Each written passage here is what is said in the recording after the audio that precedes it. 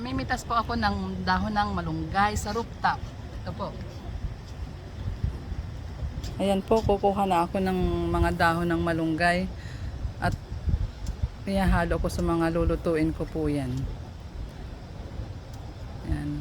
Medyo aalisin ko na po yung medyo magugulang na at maninilaw lang po siya kasi magtataglamig na po. Kaya ayan, sasairin ko na po yung dapat kunin para magamit ko naman.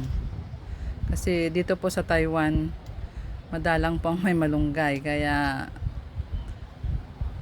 swerte ko at nakapagpabuhay po ako dito sa kahit sa rooftop lang. Napapakinabangan ko po siya ng ayos, lalo na pag tag-init. Napakaganda po ng mga dahon niya. Yan po ay bali mga 12 years na rin po sa akin yan. Yan. Kaya swerte ko po at nakapagpabuhay po ako. Marami na rin po akong nabigyan mga pinatubo kong pananim. Ewan ko lang po nakapagpabuhay po sila kasi mahirap din pong magbuhay dito ay.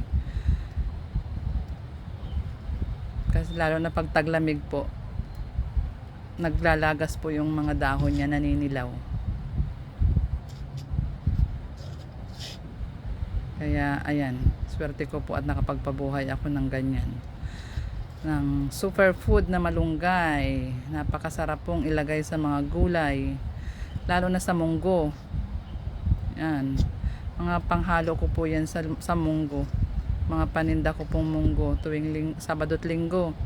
Yan, napakalaking tulong po sa akin ng dahon ng malunggay. Napakasustansya na rin po. Napakasarap ilagay sa gulay. Yan.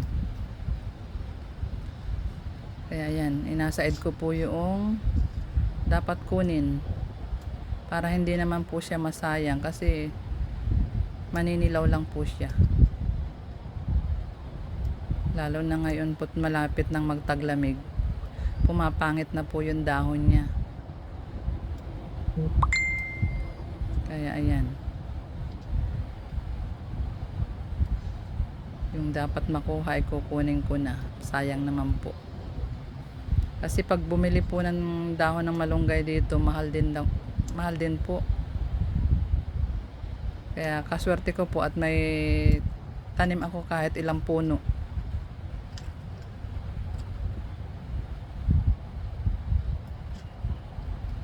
Yan, kaya lang pag taglamig po, yan, wala lang akong makuha kasi pinuputol ko po yan para pag tag-init na uli, maganda na uli yung tubo niya.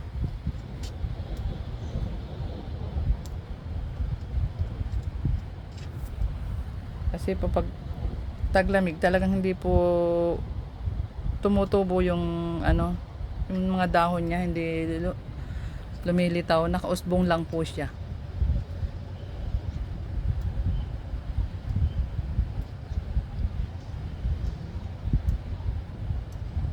Kaya pagka po, pinapalitan ko po ng lupa rin yan. Binubungkal ko po yung pinakapaso niya.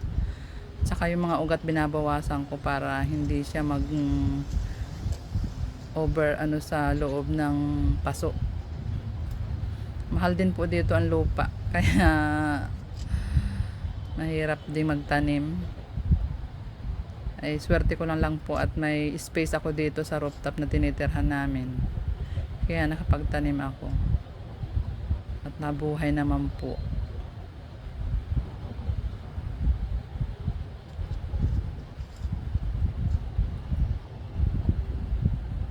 Yan, inaalis ko po yung mga madilaw na po at tinatapon ko na.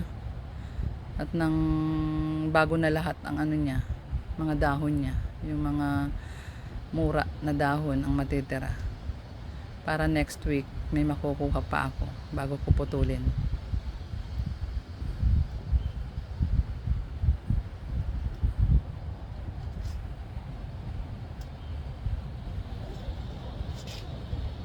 May mga tanim din po ako diyan, talbos ng kamote. Napapakinabangan ko din po yun, mga panlahok sa munggo. Kalabasa, talbos ng kalabasa, may tumutubo rin po diyan.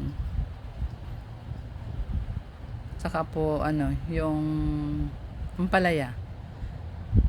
Marami din po ako nakukuhang dahon ng ampalaya diyan, nilalagay ko rin po sa munggo. Ito po.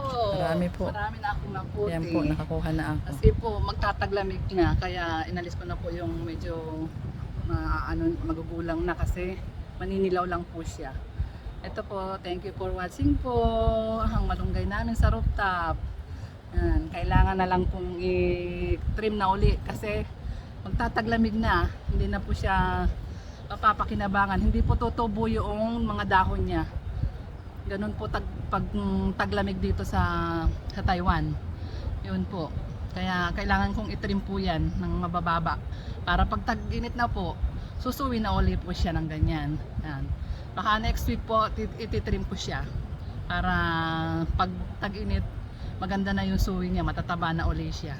Tapos papalitan ko na lang po uli ng mga lupa yan para maganda po yung kanyang pagtubo. Thank you for watching po. Huwag pong kalimutang mag-like and share at paki-subscribe na rin po sa aking channel at paki-click na rin po ang notification bell para updated kayo sa aking mga uploads. Thank you for watching po. Bye-bye!